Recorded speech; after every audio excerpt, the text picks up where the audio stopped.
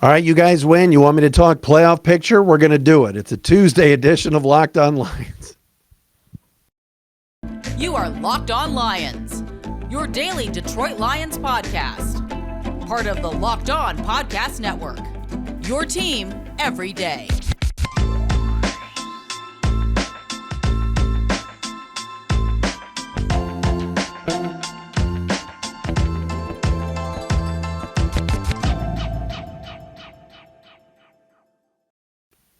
What's happening, everybody? Matt Dery with you. It is a Tuesday edition of Locked On Lions right here on the Locked On Podcast Network. Tuesday, November 22nd into Wednesday, November the 23rd. We thank you for making us your first listen each and every day, watching us on Locked On Lions YouTube channel, following us on Twitter at Dery Speaks, at Locked On Lions, and, of course, the Matt Dery Facebook fan page. We're 2 days away from Thanksgiving. We are 2 days away from the grudge match. I got so many Lion fans all over me. I got friends. Oh, I think they're going to win Thursday.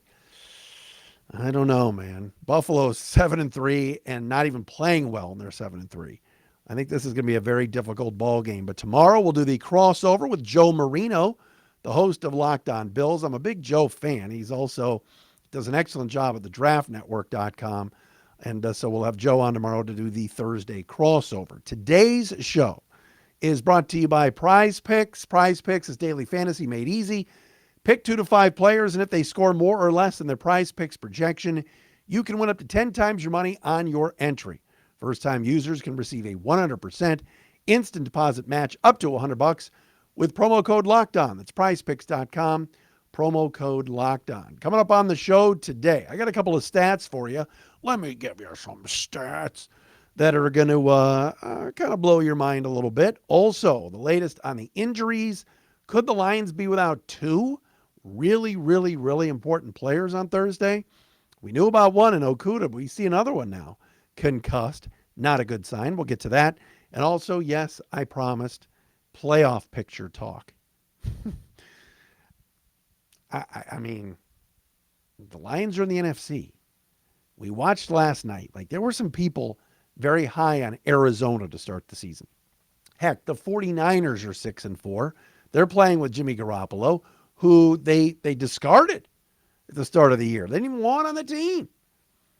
And they're one of the better teams in the NFC. So we'll get into the playoff picture coming up momentarily here on this Tuesday edition of Locked On Lions. All right, first and foremost, let's go through the injury report. Jameson Williams, by the way, spoke to the media today, and he's not going to talk about when he's coming back. Dan Campbell was on the Estonian Jansen program today on 97.1 The Ticket and was asked if Jameson Williams would play this week. And basically, they want him running routes every day. They want him getting into some live action in practice. But again, the team's only really going through a walkthrough all week. So I don't really think Williams is going to play until next week against Jacksonville or the week after against Minnesota. I think they want to give him a week of practice where there's actual practice going on. Right now he's running routes, and that's about it. The rest of the team is just doing walkthrough stuff because they're still resting their bodies from playing on Sunday. So my best guess is Dan Campbell, they say they really want to, they're not going to put him back out there until he's 100%. And I don't think he's going to get to 100% just going through walkthroughs. So as far as today's walkthrough, the Lions had it put out an injury report designation, and they did so. Evan Brown, no practice, ankle. That's the team's right guard. If he can't go, Dan Skipper would start. Charles Harris with the groin injury. I don't think we're going to see him anytime soon. He didn't practice. Jonah Jackson is now on the concussion protocol along with Jeffrey Okuda. Now, we knew that there's no way Okuda would play due to getting the concussion on Sunday. Now, Jonah Jackson, it appears, is going to be out too. I haven't seen anything yet to confirm that, but if you're on the concussion protocol list on Tuesday and no practice, there's no way. I don't think he'd be cleared for Thursday. So the Lions are going to be down a couple of offensive linemen here. If Evan Brown can't play, and now Jonah Jackson can't go. So that could elevate Matt Nelson. There could be a lot of different options that the Lions would have this weekend. at left guard. We'll have to wait and see. But Okudah and Nelson are big losses. Josh Pascal didn't practice again today, or was deemed no practice in the walkthrough due to the knee injury. Limited DJ Chark, Frank Ragnow, Josh Reynolds, who went from no practice to limited. Malcolm Rodriguez, full practice. DeAndre Swift on the practice and injury report, ankle and shoulder as a full practice. I think DeAndre Swift is going to be on the injury report for the Lions like every game for the rest of his career. And I don't even know how much longer he's going to be in Detroit because he's the biggest mystery I've ever seen with this team. 1 minute it's, oh, DeAndre Swift's a Pro Bowler. Oh, he's so good. Next minute it's Deuce Staley yelling at him and he's not in the game. First 2 series on Sunday, he barely saw him against the Giants. It was Jamal Williams. It was Justin Jackson. Then it was DeAndre Swift. It's a head scratcher. He could go for 100 yards this week. It's that big of a mystery of the DeAndre Swift situation with this football team. I have a stat for you that is incredible. This was posted today by our good friend of the podcast, the NFL Network's own and the only Red Zone host that I can stomach, and that is Andrew Siciliano from the DirecTV Red Zone channel. Andrew posted this on his Twitter today. The Lions, if they beat the Bills on Thursday, would be 4-0 in the month of November for the first time since 1962. Wow. 4-0 if they beat the Bills for the first time in November since 1962. That, my friends, is incredible. I don't think anybody saw this coming. I knew they were capable of winning some games and not being 1-6, 1-7, 1-8, terrible again. But this would be a big time month for this team. And if they could knock off Buffalo, that would be an even bigger deal. We're going to talk about specifics, matchups, everything with Joe Marino from the Locked On Bills podcast coming up tomorrow on this very program. Like I said, I'm a Joe Marino fan, and he knows his stuff, and we will talk to Joe tomorrow. All right, coming up next, playoff picture. Wow. I can't even believe we're having this discussion, but I'm going to do it. And I got a guy that is I'm very, very skeptical and scared of this weekend. But first, let's tell you about Turo, the world's largest car sharing marketplace. With Turo, you can book any car you want, wherever you want it, from a community of local hosts. Browse a huge selection of vehicles from just about any occasion or budget. Book a big SUV or minivan for that family trip. Pickup truck for some errands, or even test drive an EV. All right. Every trip is backed by liability insurance. Terms, conditions, and exclusions apply. All right. Special birthday or event, classic or luxury car, they got it all at Turo, Turo.com. Forget boring rental cars. Find your drive. Find it at Turo.com. And hey, we are also presented to you by our friends at PrizePicks. We were telling you earlier about PrizePicks last night. If you had like George Kittle over 100 yards, you were gold. Jimmy Garoppolo had a great game. It's fun to do the projections and go up against the projections and not anybody else. And that's what you do anytime you're watching any game at PrizePicks.com. You pick 2 to 5 players, and if they score more or less in their PrizePicks projection, you can win up to 10 times your money on any entry. No competing against other people.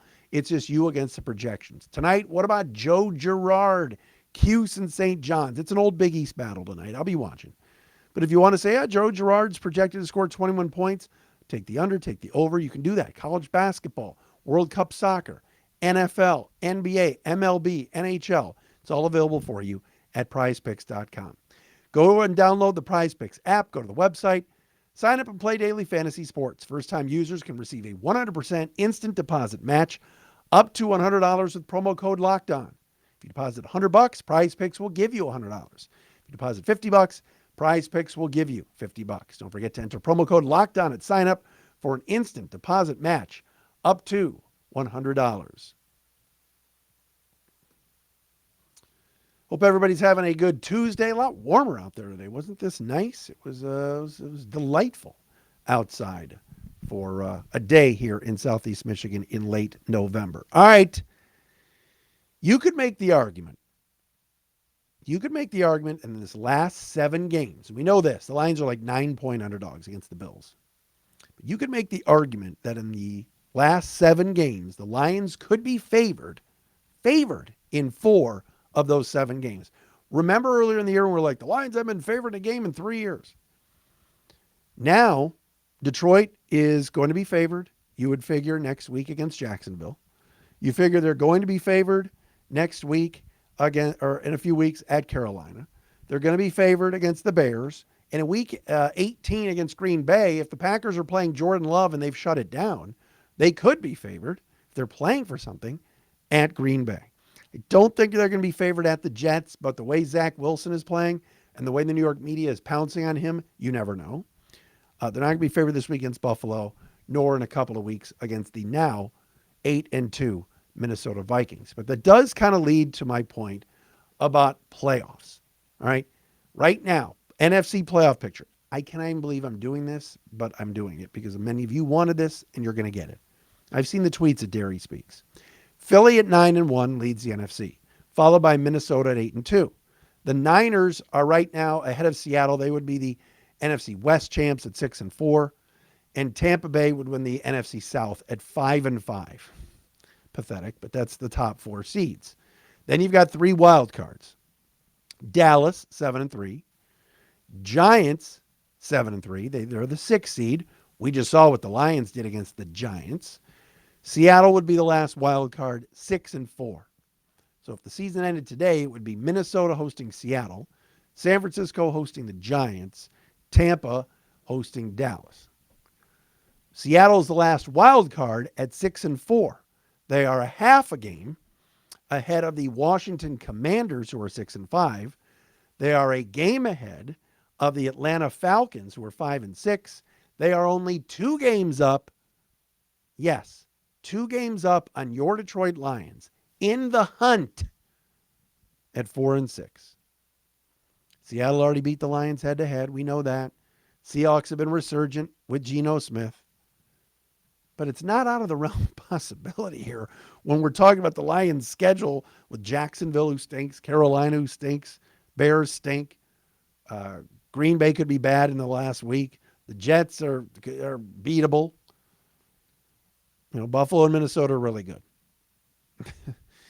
But the Lions are 2 games out. Green Bay's behind the Lions at 4-7. Arizona, who I watched last night, they're god-awful. 4-7. Saints 4-7. Rams 3-7, and I'm going to get to the Rams in a second. Carolina 3-8, and the Bears at 3-8.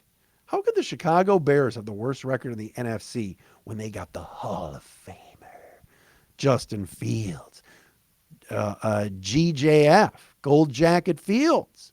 What's going on here? Can't believe it. How could that be? Remember Dan Orlovsky pimping Fields for MVP? And yet the Bears are 3-8. But the Lions in the NFC are in the discussion.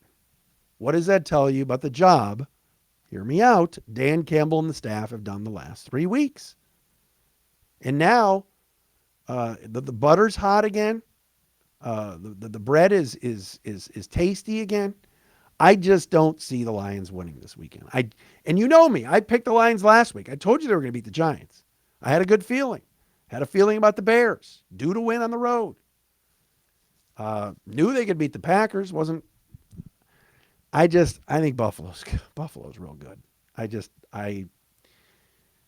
The Bills at 7-3, and I know they've stubbed their toe a little bit. They've lost a couple of division games, and they had the bad loss against the Vikings, and they didn't look great against the Browns this weekend, but I just think Buffalo's going to be too much this weekend.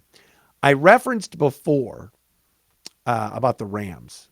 The Lions are in good shape for the draft, and I want to talk about that, and we'll do that coming up next. But first, we got to talk about BetOnline, baby. Oh, yeah, your number one source for online sports betting. All the info, stats, news, and analysis that you need. Get the latest odds and trends for every professional and amateur league out there, from football to basketball to soccer and esports. They've got it for you at betonline.net. You want to look up a spread on a game? Last night I looked it up. Syracuse is a 4-point favorite in college hoops against Richmond. I went to betonline.net and I saw it. And didn't you know, Richmond hit a 3 at the buzzer for a backdoor cover and a 74-71 Orange win. If you love sports podcasts, you can find those at BetOnline as well. We're always the fastest and easiest way to get your betting fix going. Head to the website today or use your mobile device to learn more. BetOnline, where the game starts.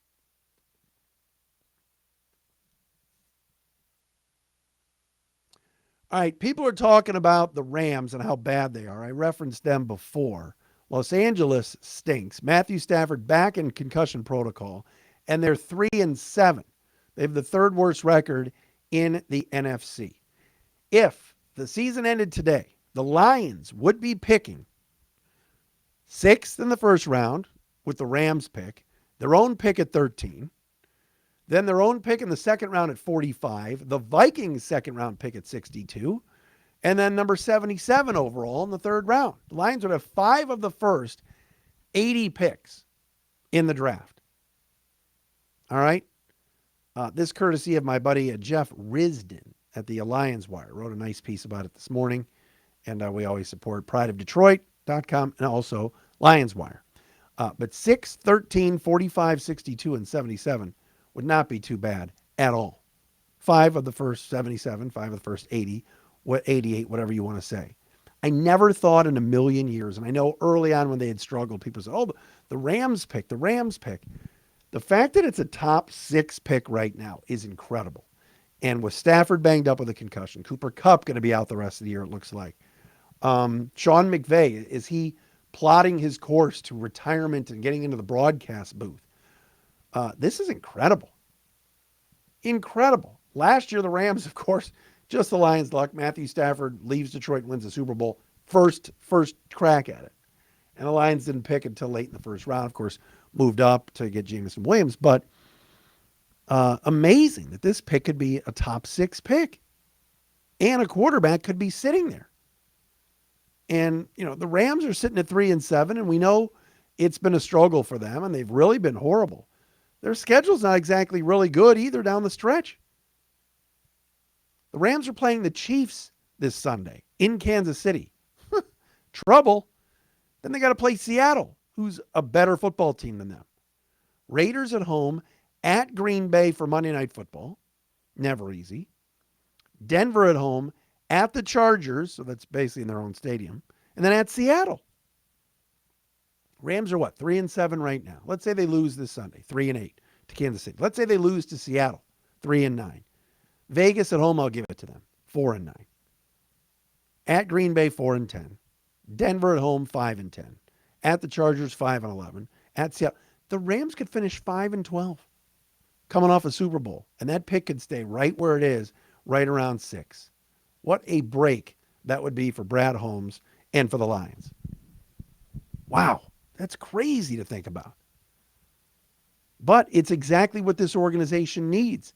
Accumulating picks, good picks, and having options. So kudos to Brad Holmes.